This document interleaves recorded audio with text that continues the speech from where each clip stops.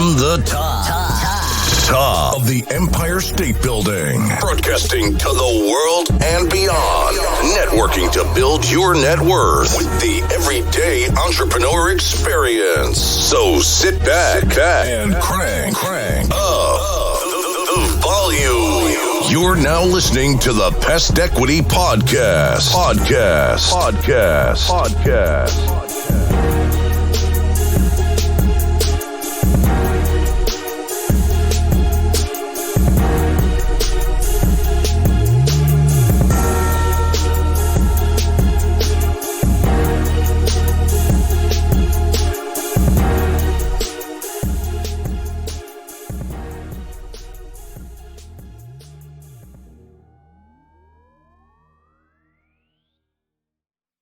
Welcome all and welcome back to another great episode of Pest Equity Podcast. I'm your host, Vinny E.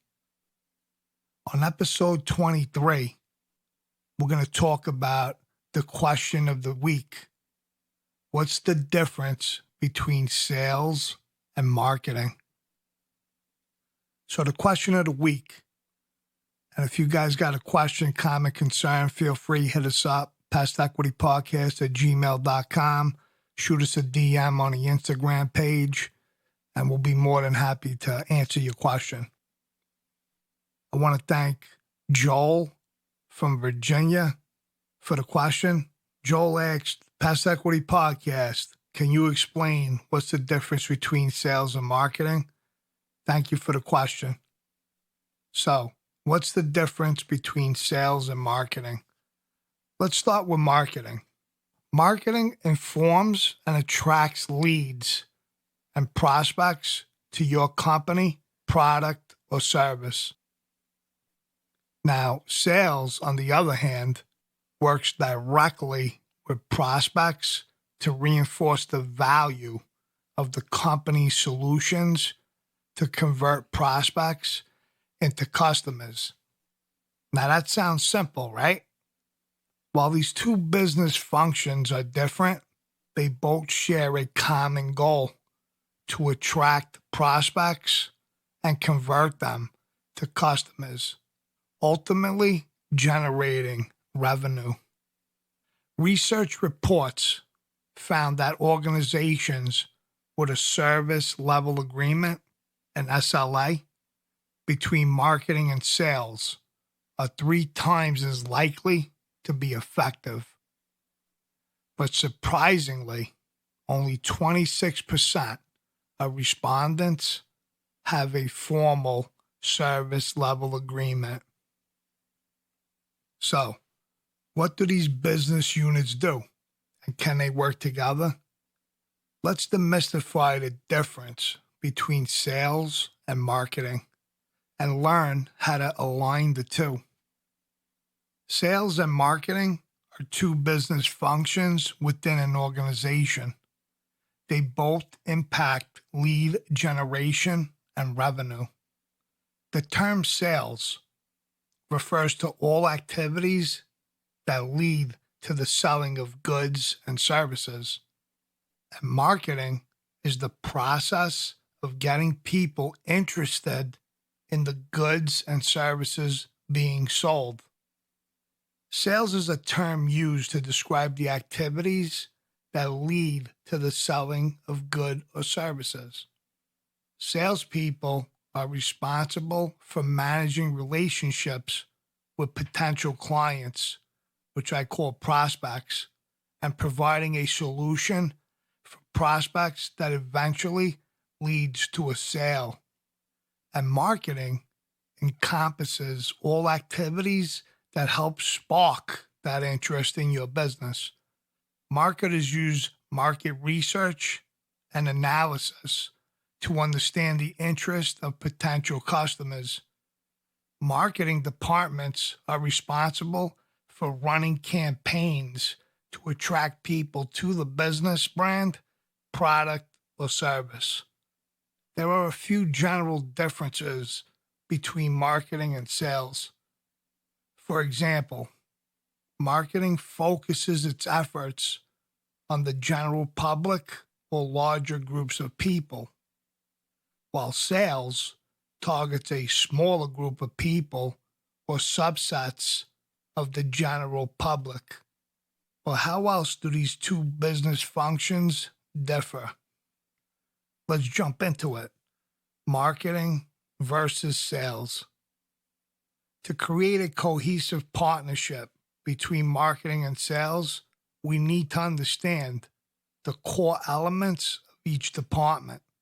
Whether you're writing a marketing or sales plan, both will include details about the history of the company and its overarching goals and initiatives. Then the plan dives into the aspects of the plan that are specific for each department. Now, your marketing plan lays out what the product is, its price, who it'll be sold to, and where will it be sold. This is also known as the 4 P's of marketing: product, price, place, and promotion. Say that 5 times. Goals are set. Marketing channels are chosen, and a budget is made for the campaigns the marketing team plans to pursue. Sales plans include details about the sales process, team structure, target market, and goals. Plus, the sales plan outlines the action plan, tools, and resources that will be used to hit these targets. Now let's touch on the goals of marketing versus sales. What are the key goals that marketing and sales set? Both departments have the primary focus to generate revenue for the company. Now, the primary goal of marketing is to look big picture and promote the company, product, service, brand, etc. Marketing departments are responsible for pricing the products and communicating how the product fills customer needs and wants. And its goals are often longer term because campaigns can span over the course of many months.